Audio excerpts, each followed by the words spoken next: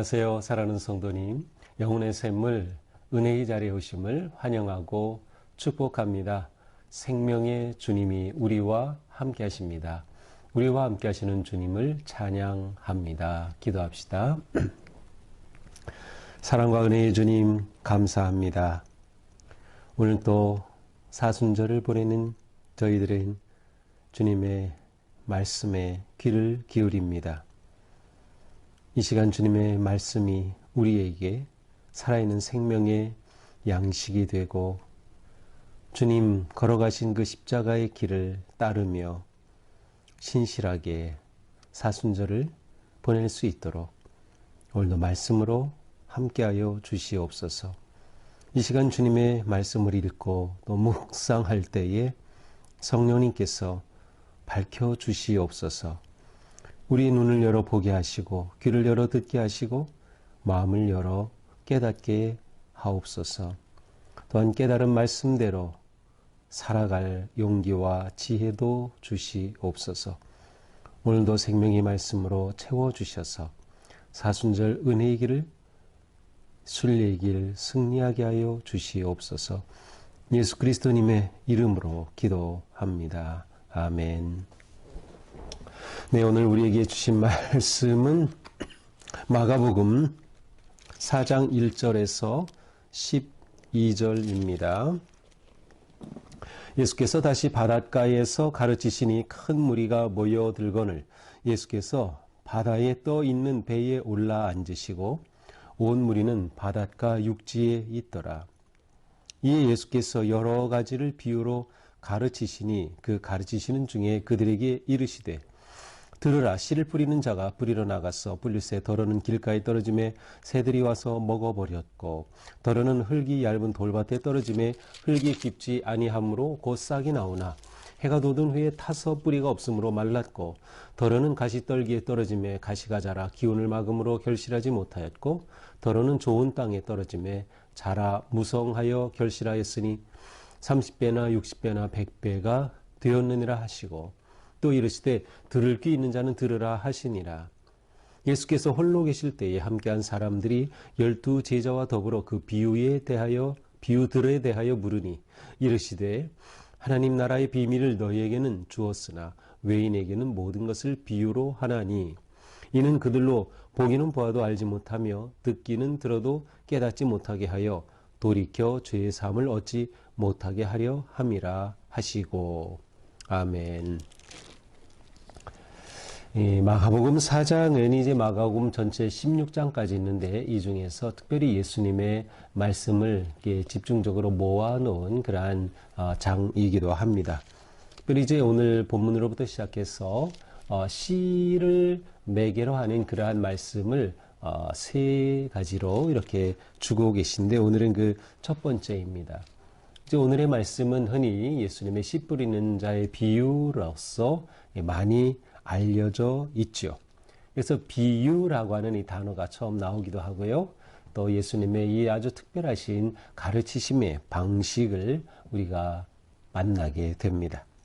자, 1절 예수께서 바닷가에서 가르치시니 성경을 보면 예수님은 바다에서도 가르치고 또 산에서도 가르치고 들에서도 가르치고 하시면서 예수님의 이 가르치심의 장소는 자연히 그 주된 무대였어요.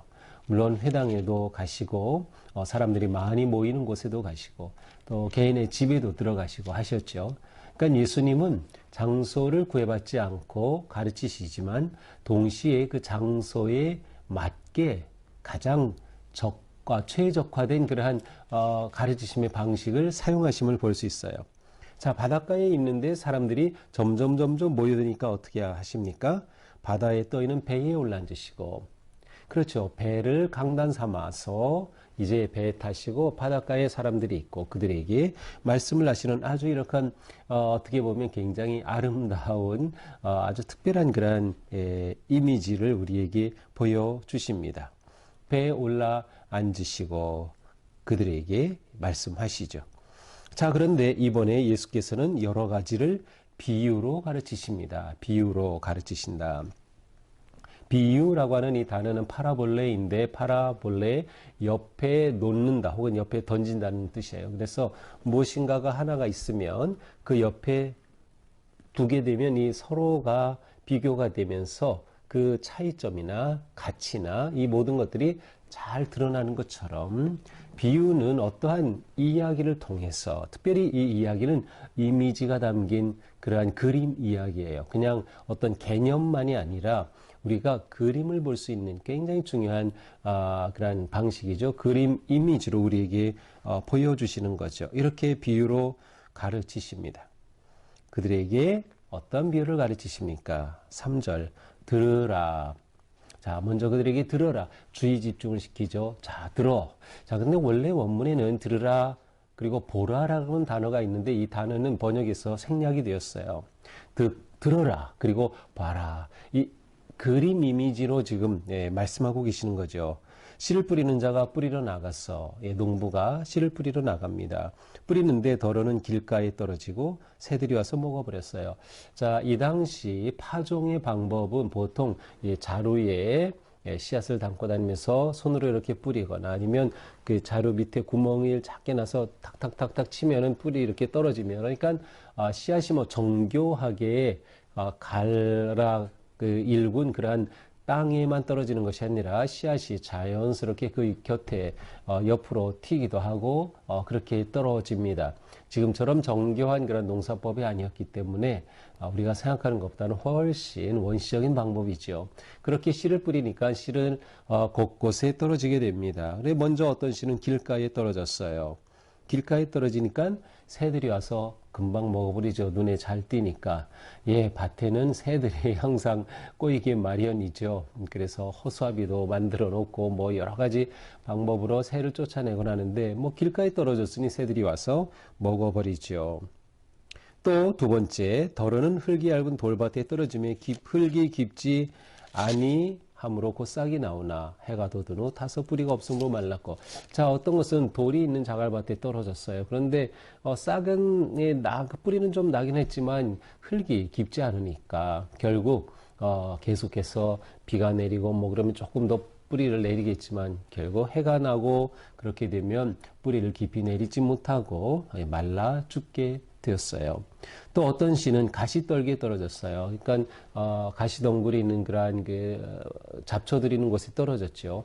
그곳에 떨어졌으니까 싹이 나서 좀 자라긴 하지만 이 잡초 틈에서 자란다고 하는 게 이게 쉽지 않죠. 결국 겉자라다가 열매를 맺지 못하게 되는 거예요. 그래서 결실하지 못한다. 왜냐하면 가시가 기운을 가로막고 있기 때문이죠. 그런데 8절에 보니까 덜어는 좋은 땅에 떨어짐에 자라서 그렇죠. 좋은 땅 옥토죠. 우리는 옥토 좋은 땅에 떨어지자 그 씨앗은 자랍니다. 그리고 아주 건실하게 무성해서 결실합니다. 그래서 30배, 60배, 100배의 결실을 하죠. 점층법이 보이죠. 30, 60, 100 점점 확장되고 성장하는 모습입니다. 이렇게 비유를 말씀하시면서 마무리하시죠. 들을 귀 있는 자는 들으라. 들을 귀 있는 자는 들으라. 그래서 들을 귀는 무엇일까요? 깨달음이죠.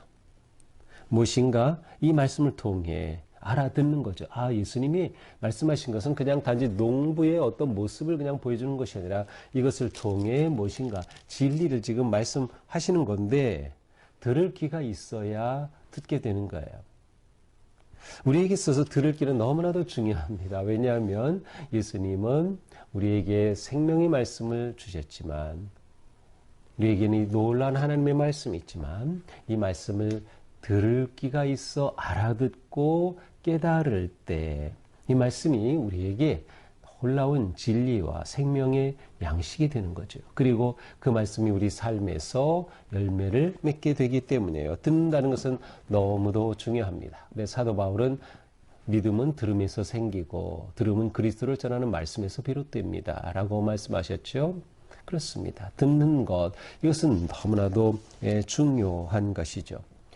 이 당시에 가장 많은 곡식은 밀과 보리였습니다. 보리. 보리보다 밀이 더 많이 있었던 것 같아요. 그래서 그것이 그들의 주식이 되는 것이죠. 그러니까 밀을 뿌리거나 보리를 뿌리면서 나오는 그러한 농부의 모습을 통해 예수님이 지금 무엇인가를 가르쳐 주시려는 겁니다. 자, 이렇게 비유를 마치신 후에 예수님이 이제 홀로 계시는데 함께한 사람들이 12 제자와 함께 예수님께 이 비유에 대해서 묻습니다. 이 비유가 무슨 뜻이죠? 라고 물은 거예요. 그러자 예수님이 말씀하셔요. 하나님 나라의 비밀을 너에게 주었으나 외인에게는 모든 것을 비유로 하나니 하나님 나라의 비밀을 너에게 줬으나 자, 이 비유는 하나님 나라의 비밀을 보여주는 그러한 비유라는 거예요. 그런데 너희에게는 이걸 주었지만 외인에게 예수님을 믿고 따르는 이너 서클 아니라 바깥에 있는 사람들에게는 어떻게 해요? 모든 것을 비유로 하나니 왜냐하면 그들로 보기는 보아도 알지 못하고 듣기는 들어도 깨닫지 못하게 하여 돌이켜 죄 사함을 얻지 못하게 하려 함이라. 그들이 봐도 제대로 보지 못하고 들어도 깨닫지 못해서 결국 멸망하게 하려는 것이다. 죄 사함을 얻지 못하게 하려 함이다. 자, 일단 이 비유를 주신 이유는 이 말씀을 통해서 두 가지입니다. 하나는 예수님과 함께 있는 자들에게는 비유로서 그들을 가르치시기 위한 것이었고, 바깥에 있는 사람들에게는 이게 비밀이 되어서 깨닫지 못하게 하시는 겁니다. 그러니까 우리는 이제 어떤 곳에서는 비유는 단지 예수님이 깨닫지 못하게 하기 위해 주는 것이다. 근데 그것은 반쪽 설명이에요. 이것은 예수님과 함께 있는 자들에게는 비유를 통하여 진리의 말씀을 잘 알게 하기 위한 것이고 예수님을 반대하는 자들에게는 오히려 깨닫지 못하여서 멸망하게 하려는 것이다 라고 하는 거죠. 자, 실제로 예수님께서 이렇게 비유를 주신 것은 예수님을 배척하는 자들, 바리새인이나 사두개인이나 어떤 종교 지도자들 아니면 예수님에 대해 적대적인 그러한 자세를 가지고 있던 사람들에게는 이 진리의 말씀을 확실하게 깨달을 수 없게 하여서 그들이 예수님에 대한 그 적대감이나 그런 것들을 표출하고 예수님에 대해 그렇게 온전히 공격하지 못하도록 하는 그러한 효과가 있었어요. 또한 정치적인 메시아를 기다리던 일반 대중들에게 있어서는 비유를 통해 말씀하심으로 그들이 예수님에 대해 오해하는 것을 방지하는 것이죠. 그래서 예수님은 특별히 마가복음에서는 제가 앞에서 말씀드린 것처럼 함구령을 내리시면서 예수님에 대해 오해를 하지 못하게 하시는 것. 그러니까 비유를 통해서 그들이 이게 뭐지? 분명히 알 수가 없으니 어떻게 취할 수가 없는 것이죠. 그러나 예수님과 함께 있는 자들에게는 영적인 교훈을 잘 이해할 수 있도록 설명하는 이런 굉장히 중요한 것이에요. 그래서 예수님은 이들에게 이 비유의 의미를 풀어주시기도 합니다. 오늘 비유의 풀이는 사실 내일 본문이에요. 오늘 비유의 풀이는 내일 본문이에요. 그래서 내일도 말씀 묵상이 나가는데 그렇지만 오늘 본문에서는 일단 예수님이 주신 이 비유 자체에 관해서 우리가 보게 됩니다. 자, 일단 오늘 본문에서 우리에게 좀 이렇게 마음에 걸리는 것은 이제 12절이에요. 왜냐하면 예수님은 분명히 이 땅에 오신 것이 구원하러 오셨다. 복음을 전도하러 오셨다고 분명히 말씀하셨는데 여기서는 들어도 듣지 못하고 깨닫지 못하게 해서 멸망하게 죄의 사함을 얻지 못하게 하기 위함이다. 이것은 예수님이 이 땅에 오신 사명과 이게 어울리지 않는 거거든요. 그래서 이것은 무슨 의미일까를 가지고 굉장히 많이 생각을 합니다. 그래서 아예 이 말씀 그대로 그냥 정말 예수님의 대적자들을 멸망시키기 위해 이렇게 비유를 하신 것이다. 이런 의미로 해석하기도 하지만 이 말씀은 일단 그 이사야서의 말씀을 인용한 것이죠. 이사야서 4장 6장 9절에서 10절의 말씀을 인용한 것인데 이 이사야서 말씀을 가서 보더라도 내용은 같지만 그 초점을 우리에게 잘 깨닫게 해줍니다.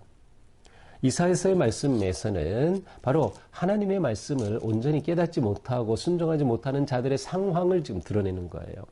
그러므로 이 말씀에서도 이는 들어도 깨닫지 못하게 하여서라고 번역할 수도 있지만 또 하나로 번역이 가능한 것은 그들이 들어도 깨닫지 못하기 때문에 라고 죄사함을 얻지 못하기 때문에로 번역도 가능해요. 희나라고 하는 이 그리스 말은 이렇게 번역한다고 하면 그들이 깨닫지 못하기 때문에 지금 비유로 주는 것이다. 그들이 아직도 죄사함을 얻지 못하고 있기 때문에 비유로 주는 것이다 라고도 해석이 가능한 거죠. 그래서 우리는 이 비유를 두 가지 관점에서 다 볼 수 있어야 하는 겁니다.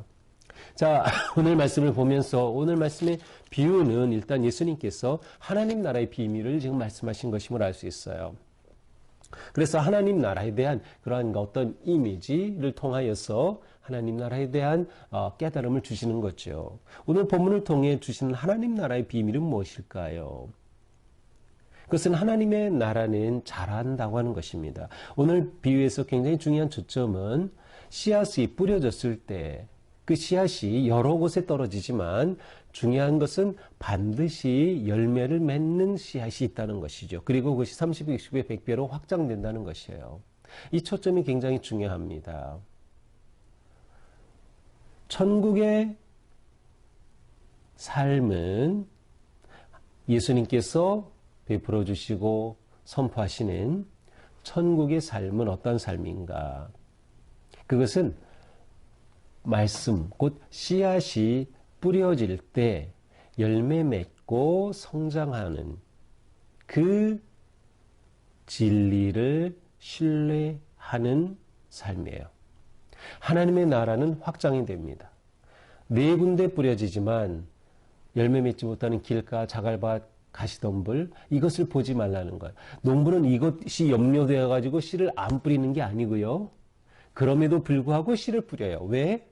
열매 맺음을 확신하고 믿기 때문에 굉장히 긍정적이죠. 그리고 미래를 확신 가운데 보기 때문이죠. 바로 이것이 천국의 삶의 모습이에요. 천국은 확장되어 갑니다.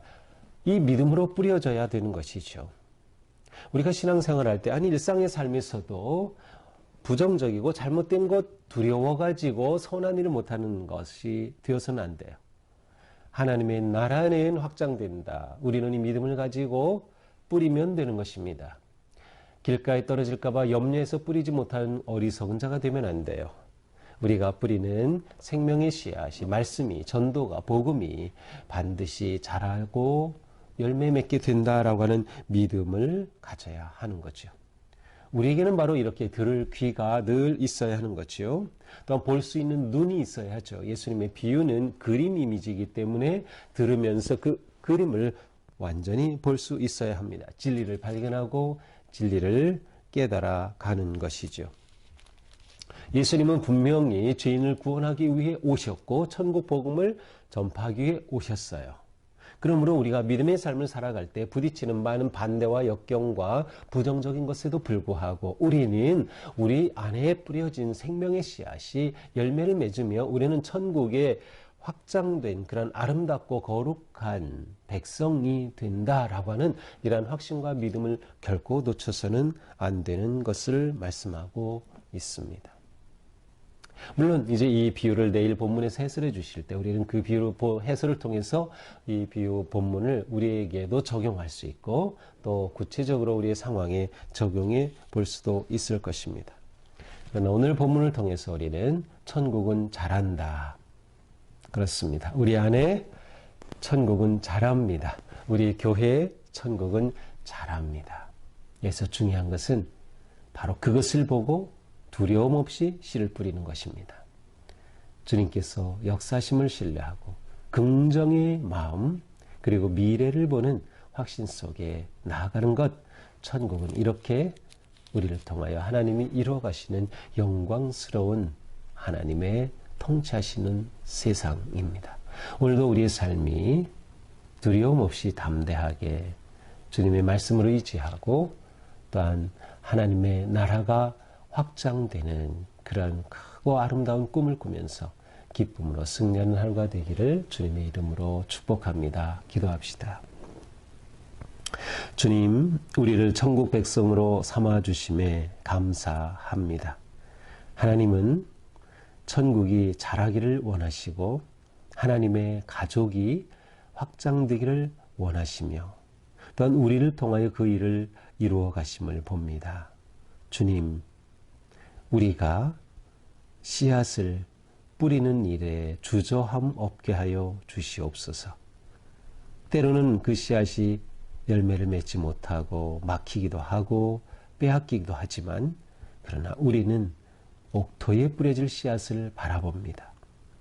열심히 말씀을 선포하고 전도하고 복음을 뿌리며 우리의 삶이 하나님의 나라를 확장해 가는 거룩한 삶이 되게 하옵소서. 이렇게 주님께서 이 땅에 오신 그 뜻을 이루어가 한 걸음 한 걸음 사순절 기간 동안 우리 안에 하나님의 나라가 아름답게 세워져 가도록 인도하여 주시옵소서. 예수님 이름으로 기도합니다. 아멘. 네, 오늘도 우리의 삶이 주님 은혜 안에서 아름답게 성장하기를 축복합니다. 사랑합니다.